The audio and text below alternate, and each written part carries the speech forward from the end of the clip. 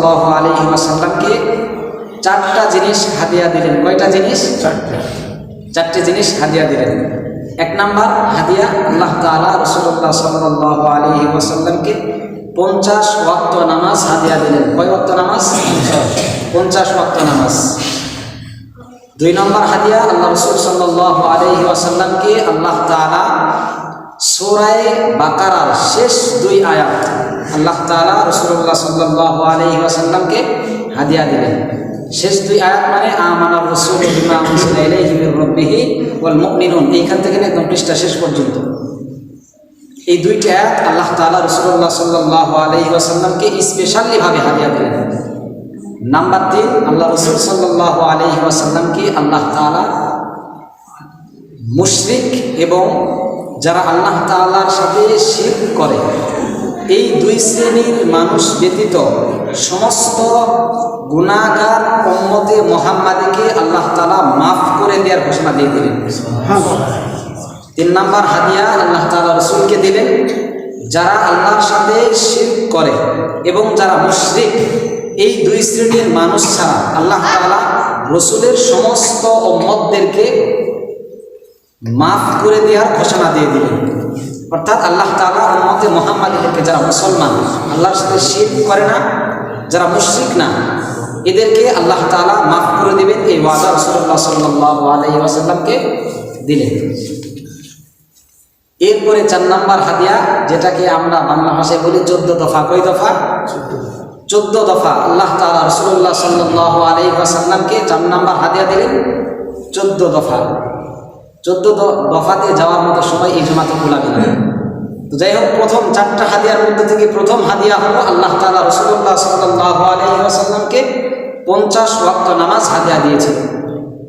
আল্লাহ রাসূল সাল্লাল্লাহু আলাইহি ওয়াসাল্লাম 50 ওয়াক্ত নামাজ নিয়ে তিনি এবার দুনিয়াতে আসার জন্য রওনা করলেন।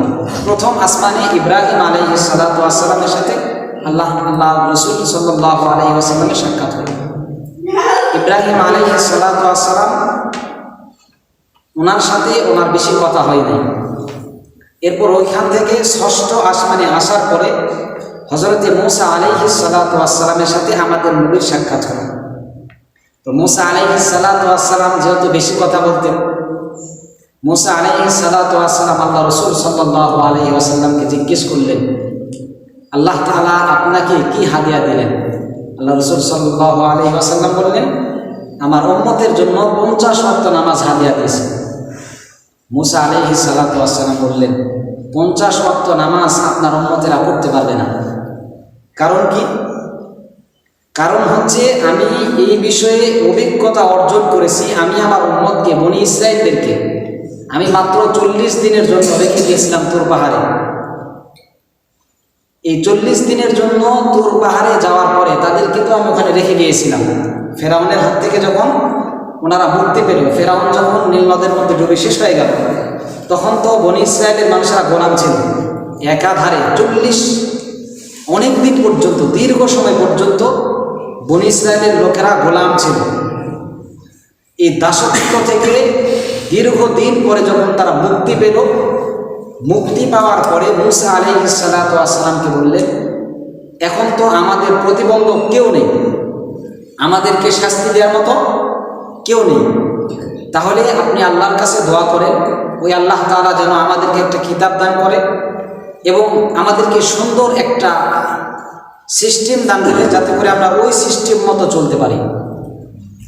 আল্লাহ তাআলা মূসা আলাইহিস সালাতু ওয়াস সালামকে বললেন, তোমার কাছ থেকে 40 দিনের ওয়াদা নিলাম, তুমি ওইখান থেকে তাদেরকে ওখানে রেখে তুমি তুর পাহাড়ে এসো। তাফসীরে মারিফুল কোরআনের মধ্যে লিখেছে, মূসা আলাইহিস সালাতু ওয়াস সালাম সেইখানে তাদেরকে রেখে উনি তুর পাহাড়ে গেলেন, গিয়ে একাধারে 30 দিন পর্যন্ত রোজা রাখলেন। একাধারে 30 দিন রোজা রাখার পরে 30 দিন পরে গিয়ে উনি ইফতার করলেন। আল্লাহ তাআলার ইচ্ছা ছিল ইফতার করার আগে আল্লাহ তাআলাই রাসূলকে মূসা আলাইহিস সালাতু ওয়াস সালামকে বলবেন, এখন তোমার ওয়াদার সময় শেষ বা তোমার মেয়াদ শেষ, তুমি ইফতার করো। কিন্তু আল্লাহ তাআলা এই আদেশটা দেওয়ার পূর্বেই মূসা আলাইহিস সালাতু ওয়াস সালাম ইফতার করে ফেললেন। আল্লাহ তাআলা বললেন যে না, তোমাকে আরও 10 দিন রোজা রাখতে হবে।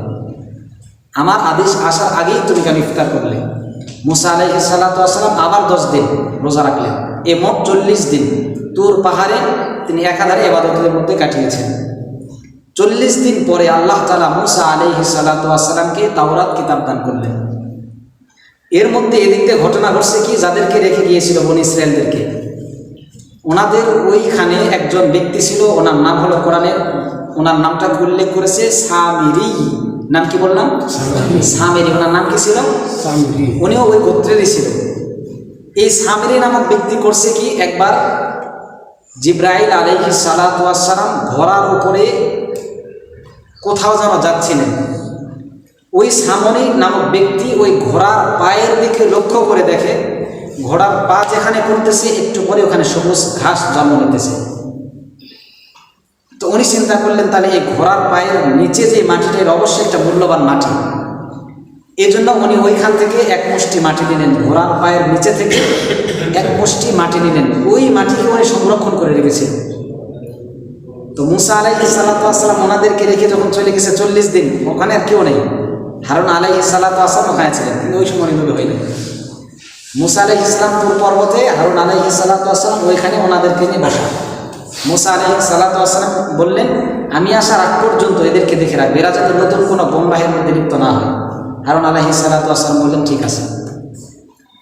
তো এদিক দিয়ে করছে কি, ওই সামেরি নামক ব্যক্তি মুসা আলাইহিস সালাতু ওয়াস সালাম যাওয়ার পর ওনাদেরকে বললেন, তোমাদের কাছে তোমরা যখন ফেরাউনের প্রাসাদ থেকে চলে আসছিলা, ওই সময় তোমরা যে সোনা রূপা টাকা পয়সা পকেট ভর্তি করে নিয়ে আসছিলা, যে পরবর্তী জীবনে এগুলো আমাদের কাজে লাগবে, এই সম্পদগুলো তোমাদের জন্য হালাল, এগুলো হারাম। এই সোনা রূপা টাকা পয়সাগুলো সব এইখানে জমায়েত করো। একটা জায়গা দেখে দিয়েছে নির্দিষ্ট, ওইখানে ওনারা সবগুলো রাখছে। রাখার পরে বলছে যে এইগুলো এখানে তোমাদের নেওয়া যাবে না, এখানে সবগুলো রাখো, এটাকে আগুন জ্বালিয়ে দেওয়া হবে। সবাই কী করছে, ওনার কথা শুনে সব স্বর্ণ রূপা যা ছিল নিয়ে আসছিল, এক জায়গার মধ্যে রাখছে। রাখার পরে ওই যে উনি মাটি নিয়ে আসছিল ঘোড়ার পায়ের নিচে থেকে, ওই মাটিকে ওই স্বর্ণের মধ্যে দিয়ে দিছে। দিয়ে ওই স্বর্ণগুলোকে একটা গরুর বাছুর আকারের মতো উনি বানাইছে। আমরা মাটিতে যেমন এরকম বানাই, এরকম বানানোর পরে ওই গোবৎসর মধ্য থেকে একটা আওয়াজ আসছে, যেটাকে আমরা বলি কাবিলা যেমনটাকে হাম্বা, এরকম একটা আওয়াজ আসছে। আওয়াজ আসার সঙ্গে সঙ্গেই উনি ওনাদেরকে বলছে, এই যে এটাই তোমাদের রব, এটাই তোমাদের রব, এটারই তোমাদের গোলামি করতে হবে। তো ওনারা তো সাধারণ মানুষ। আচ্ছা, আমরা যারা সাধারণ মানুষ, যখন আপনারা একটা মাসলা হুজুরকে জিজ্ঞেস করেন, হুজুর যা বলেন আপনারা তাই বিশ্বাস করেন। আরেকজন হুজুরকে জিজ্ঞেস করলে উনি যা বলে আপনারা তাই বিশ্বাস করেন, তাই না? কারণ এই বিষয়ে তো আপনাদের এত বেশি জ্ঞান নেই, যারা পড়ছে ওনারাই ভালো জানেন। তো ওনারা তো সাধারণ মানুষ, ওনাদেরকে বলছে এই যে দেখো, এই সোনা দানাগুলো একত্রিত রাখার পরে এগুলো তো কথা বলতে পারে না, কিন্তু এখন দেখো এরা কথা বলতেছে, এই আওয়াজ করতেছে, মানে এটাই তোমাদের হবে, এটা তোমাদের গোলামি করতে হবে। তো ওনারা সাধারণ মানুষ, ওনারা কী বলবে, আচ্ছা ঠিক আছে আমরা ওনার গোলামি করবো, সবাইকে ওটার পূজা শুরু করে দিয়েছে। তো হারুন আলাইহিস সালাতু ওয়াস সালাম ওনার সামর্থ্য অনুযায়ী যতটুকু সম্ভব উনি ওনাদেরকে বুঝাইছেন, এটার পূজা করো না, এটার পূজা করা ঠিক না। ওই আল্লাহ সত্য যিনি তোমাদেরকে নীল নদের মধ্যে 12টা রাস্তা করে দিয়েছিল, ফেরাউনকে নীল নদের মধ্যে চুবাই মারছে, উনি তো একমাত্র রব, এটার পূজা করিও না, এটা ঠিক না। তো সাধারণ মানুষ তো যেটা চোখে থাকে সেটাই বিশ্বাস করে। তো উনি ওনাদের সামনে দুইটা যুক্তি পেশ করেছেন। এক নাম্বার, এইটা কথা বলতেছে, এক নাম্বার যুক্তি। 2 নাম্বার যুক্তি, যদি মুসা সত্য হইতো তাহলে তোমাদেরকে রেখে 40 দিন কোনো খবর নেই, 40 দিনের জন্য গায়ে বোঝাও, ওই এই 40 দিন পর্যন্ত তোমরা যেখানে বসেছিলাম, উনি তো বলছে যে আসবে, নতুন শরীয়ত নিয়ে আসবে, নতুন কিতাব নিয়ে আসবে, তাহলে কোথায় উনি? কিন্তু এখানে নাই। অতএব এটাই তোমাদের রব, এটাই পূজা করো। তো মানুষেরা কী করছে, ওটা পূজা করা শুরু করছে। এরপরে যাই হোক, বাইতে সেদিকে যাওয়ার সময় নেই। এরপরে এক পর্যায়ে ওনারা বলছে যে মুসা আলাইহিস সালাম আসছেন, উনি বলছে এটা পূজা করা যাবে না, এটা রব না। তাহলে বলছে তাহলে তোমার রবকে, উনি বলছে যদি রবকে দেখতে চাও তাহলে তোর পাহাড়ে যেতে হবে। তোর পাহাড়ে গেছে, গিয়ে আল্লাহ তাআলা গায়েব থেকে তাওরাত করে শুনিয়েছেন। এরপরে ওনারা বিশ্বাস করেন, ওনারা বলছে এটা তো আল্লাহর আওয়াজ না, এটা হয়তো বা কোনো ফেরেশতার আওয়াজ, এরকম আওয়াজ করে বলছে, এটা হতে পারে না। আমরা সরাসরি ডাইরেক্টলি আল্লাহ তাআলাকে দেখি, যদি আল্লাহকে দেখাইতে পারে তাহলে আমরা আপনার উপর ঈমান আনবো, যদি আল্লাহকে না দেখাইতে পারেন আমরা আপনার উপর ঈমান আনবো। মুসা আলাইহিস সালাতু ওয়াস সালাম বললেন, এটা কেমন আবদার? ছোট বাচ্চারা তো অনেক আবদার করে বাবা মায়ের কাছে, এটা কেমন আবদার যে আল্লাহ তাআলাকে তারা যদি দেখবে, এটা কেমন কথা? এটা তো সম্ভব না। সর্বশেষ বলছেন আল্লাহকে দেখতেই হবে, যদি দেখাইতে পারে তাহলে ঈমান আনবো, নাহলে আনবো না। মুসা আলাইহিস সালাতু ওয়াস সালাম আল্লাহ তাআলাকে বললেন আল্লাহ এখন কি করে? এরপর ইতিহাস জানেন, এরপর আল্লাহ তাআলা তার নূরের তাজাল্লি দিয়ে দিল, সব পুরো সারকার হয়ে গেল। এরপর মুসা আলাইহিস সালাতু ওয়াস সালাম তাদেরকে বললেন আল্লাহ এদেরকে আবার জীবিত করে দাও। সুম্মা বা'আসনাকুম মিন বা'দি, এদের মৃত্যুর পরে আল্লাহ তাআলা আবার তাদেরকে জীবিত করে দিয়েছিলেন। কারণ কি? মুসা আলাইহিস সালাতু ওয়াস সালাম বললেন ওইখানে 70 জন মানুষ গেছিল তুর পাহাড়ে, যারা সমাজের নেতৃস্থানীয় মানুষ, বড় বড় লিডার, ওনারা গেছে তুর পাহাড়ে মুসার সাথে আল্লাহকে দেখার জন্য। এখন এই মানুষগুলো যখন মারা গেছে, এখন মুসা আলাইহিস সালাতু ওয়াস সালাম যদি একা ওখানে যান তাহলে বলবে ইনিই জাদুকর। কারণ কি? ইতিপূর্বে যখন ফেরাউনের কাছে উনি গেছিল, যখন ফেরাউন জাদুকরদেরকে নিয়ে আসছিল, মুসা আলাইহিস সালাতু ওয়াস সালামের কাছে লাঠিরা ছিল, ওনার শ্বশুর দিছিল, তো লাঠিরা ছাড়ি দেওয়ার পরে বড় একটা অজগর সাপ হয়েছিল, সমস্ত জাদুকরদের সাপকে খেয়ে ফেলেছিল। ওই সময় যারা জাদুকর, বড় বড় জাদুকর, ওনারা বলেছিল এটা অসম্ভব, ইনি আমাদের চাইতেও বড় জাদুকর, আর ওনার জাদুটা অন্য কোনো জাদু না, বাস্তবে এটা ওনার একটা মুজিজা বা ক্ষমতা। তো মানুষের জেহেনের মধ্যে তো একটা বিশ্বাস এরকম ছিল যে উনি যেই লাঠি, উনি লাঠি দিয়ে পাতা পারতো, ছাগল চেরাতে পারে, এই লাঠি ছাড়ে দিলে নাকি সাপ হয়। তার অবশ্যই উনি এমন জাদু জানে যে জাদুর কারণে ওনাদেরকে ওখানে মেরে ফেলছে, এরকম একটা অপবাদ মুসা আলাইহিস সালাতু ওয়াস সালামকে দিত। এই জন্য মুসা আলাইহিস সালাতু ওয়াস সালাম আল্লাহকে বললেন আল্লাহ এই বিপদের মধ্যে আমাকে ফালাও না, কারণ আমি যদি এনাদেরকে রেখে একা যাই তাহলে বললাম ওনাদেরকে হত্যা করেছি, এই অপবাদ আমি নিতে পারবো না, আল্লাহ মেহেরবানি করে তাদেরকে জীবিত করে দাও। ওই 70 জনকে আল্লাহ তারা আবার জীবিত করে দিয়েছিলেন। যাই হোক, আমি এটা তারা বুঝাইলাম। মুসা আলাইহিস সালাতু ওয়াস সালাম মুহাম্মদ রাসূল সাল্লাল্লাহু আলাইহি ওয়াসাল্লামকে বললেন আমি আমার উম্মতদেরকে মাত্র 40টা দিন রেখে আমি গেছিলাম তুর পাহাড়ে। 40 দিন পরে আসি দেখি ওদের অবস্থা এত খারাপ, ওনারা ওই পূজা শুরু করে দিছে।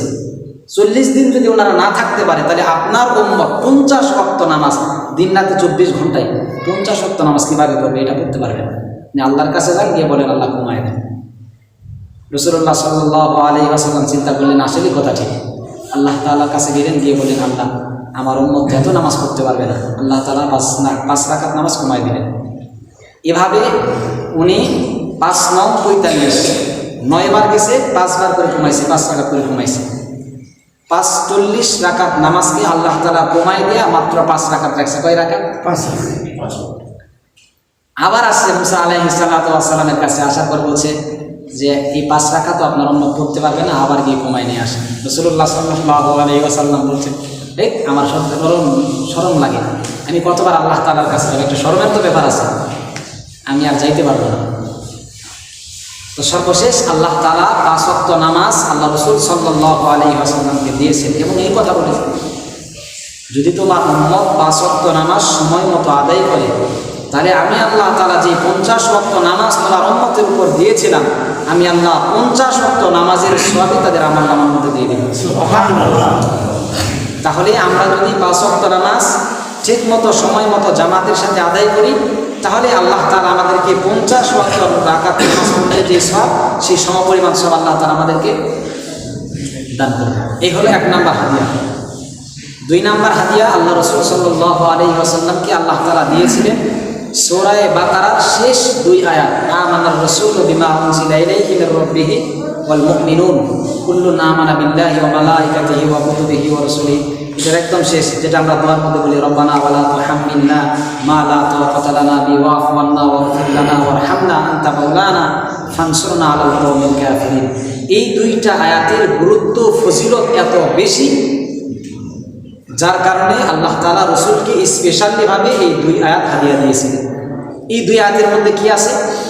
এই 2 আয়াতের মধ্যে আল্লাহ তাআলা রাসূলুল্লাহ সাল্লাল্লাহু আলাইহি ওয়াসাল্লামকে জানিয়ে দিয়েছেন আল্লাহ তাআলার কাছ থেকে মানুষ কিভাবে তার গুনাহগুলো মাফ করে নেবে, আল্লাহ তাআলার কিভাবে প্রশংসা করবে, কিভাবে আল্লাহ তাআলার গোলামি করতে হবে, কিভাবে মানুষের সাথে মেলামেশা করতে হবে, কিভাবে আল্লাহর কাছে আবেদন করতে হবে, কোন পথে চললে আল্লাহকে রাজি করা যাবে, কোন দোয়া পড়লে আল্লাহ তাআলা দ্বীনের উপরে অটল অবিচল রাখবেন, কোন দোয়া পড়লে আল্লাহ তাআলা শত্রুর উপরে মানুষকে বিজয় দান করবেন, কোন দোয়া পড়লে আল্লাহ তাআলা তার বান্দাদেরকে কাফেরদের বিরুদ্ধে বিজয় দান করবেন, কোন দোয়া পড়লে মামলা মুকাদ্দামায় তিনি জিতে যাবেন, আল্লাহ তাআলা তাকে জয় দান করবেন।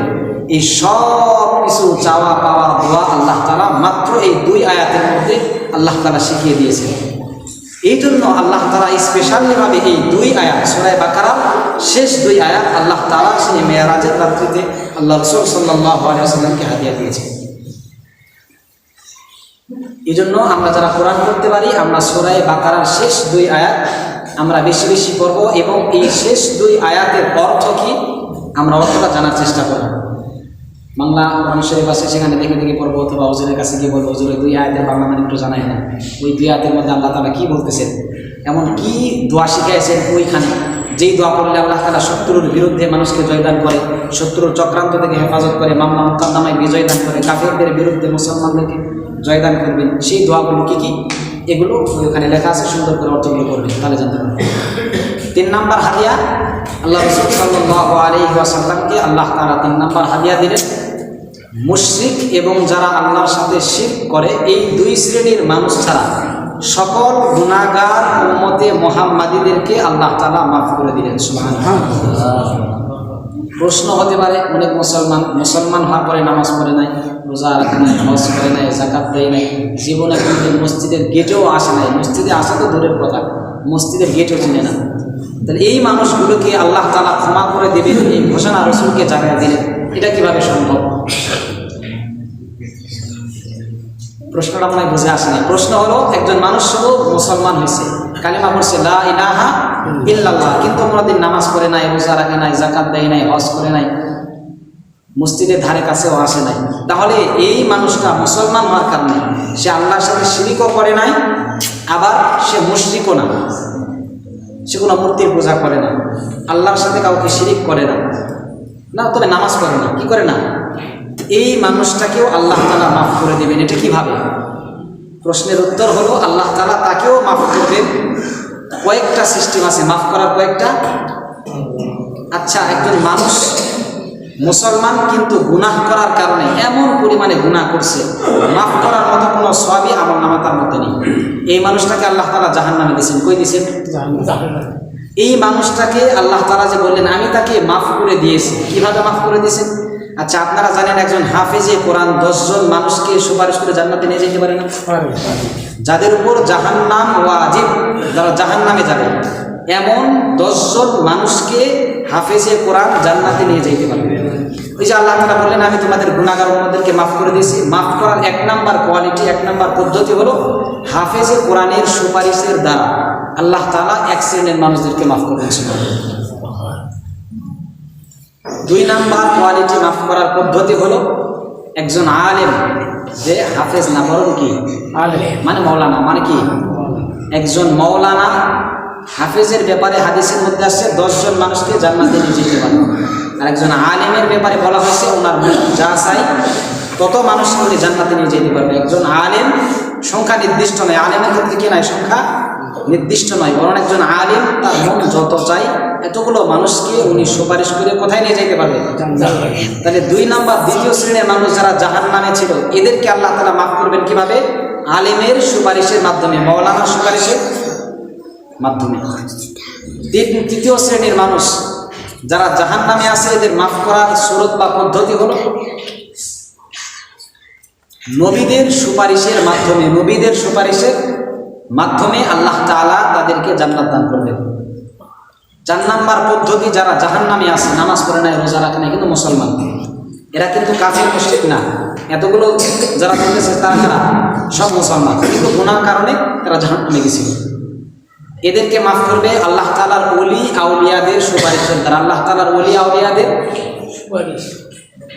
5 নাম্বার কোয়ালিটি, যারা জাহান্নামে আছে এরা নামাজও পড়ছে, মাঝে মাঝে রোজাও রাখছে, মাঝে মাঝে দান সদকাও করছে, কিন্তু রেগুলার করে নাই, এই অপরাধের কারণে তারা জাহান্নামে আছে, এদেরকে আল্লাহ তাআলা মাফ করবেন নামাজের সুপারিশের দ্বারা, নামাজে এদেরকে মাফ করে দেবেন।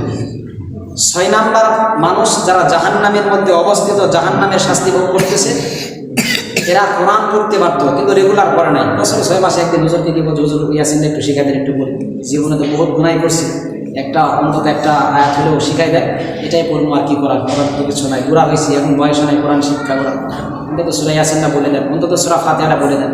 আমরা ফজরের নামাজের পরে যে 10টা সূরা বারবার নষ্ট করি, হুজুরের কাছ থেকে একটা তো সূরা আমি শিখছিলাম আলাম তারা, অথবা আলহামদুলিল্লাহি রাব্বিল আলামিন, অথবা ইন্না আতাইনাকাল কাউসার পড়ছি, আর তো কিছু একটাই সূরা জানি, যারা এই একটা সূরা পড়ছে, জীবনে একবার পড়ছে, এই শ্রেণীর মানুষ যারা জাহান্নামে আছে, ওই সূরাটা কিয়ামতের ময়দানে আল্লাহ তাআলার সামনে গিয়ে ওই ব্যক্তির জন্য সুপারিশ করবে, আল্লাহ ওই বান্দা অন্তত একবার আমাকে মন দিয়ে পড়েছিল।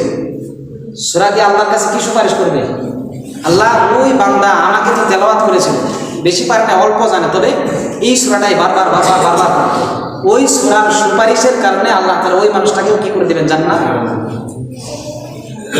আর এই কথাটাই আল্লাহ তাআলা তার রাসূলকে বললেন, আমি আপনার গুনাহগার উম্মতদেরকে, মুশরিক এবং যারা শিরিক করে এদেরকে ছাড়া সমস্ত গুনাহগার উম্মতদেরকে আমি আল্লাহ তাআলা তাদেরকে জান্নাত দিয়ে দিয়েছি। সুবহানাল্লাহ। কাউকে হাফেজে কোরআনের সুপারিশ দ্বারা, কাউকে আলেমের সুপারিশ দ্বারা, কাউকে নামাজের সুপারিশ দ্বারা, কাউকে ওলিয়াদের সুপারিশ দ্বারা, কাউকে শহীদদের সুপারিশ দ্বারা, কাউকে নবীদের সুপারিশ দ্বারা, কাউকে নামাজের সুপারিশ দ্বারা, অথবা কাউকে কোরআনের সুপারিশ দ্বারা আল্লাহ তাআলা তাদেরকে জান্নাত দান করবেন। এই হলো 3 নাম্বার, আল্লাহ তাআলা রাসূলুল্লাহ সাল্লাল্লাহু আলাইহি ওয়াসাল্লামকে যে হাদিয়া দিয়েছিল যে আপনার গুনাহগার উম্মতদেরকে আমি আল্লাহ তাআলা জান্নাত দান করব। এইভাবে এই জন্য আমরা যারা এখানে উপস্থিত হয়েছি, যারা কোরআন পড়া জানি না, আমরা কোরআন পড়া শিখি, যারা নামাজ পড়ি না, এখনো সময় আছে না নামাজ পড়ি, আল্লাহর কাছে তওবা করি, আল্লাহ জীবনে অনেক অন্যায় করেছি, ভুল করেছি, আল্লাহ আর ভুল করবো না, নামাজ পড়বো, তাহলে এখনো সময় আছে, আল্লাহ তাআলা আমাদেরকে মাফ করার জন্য প্রস্তুত।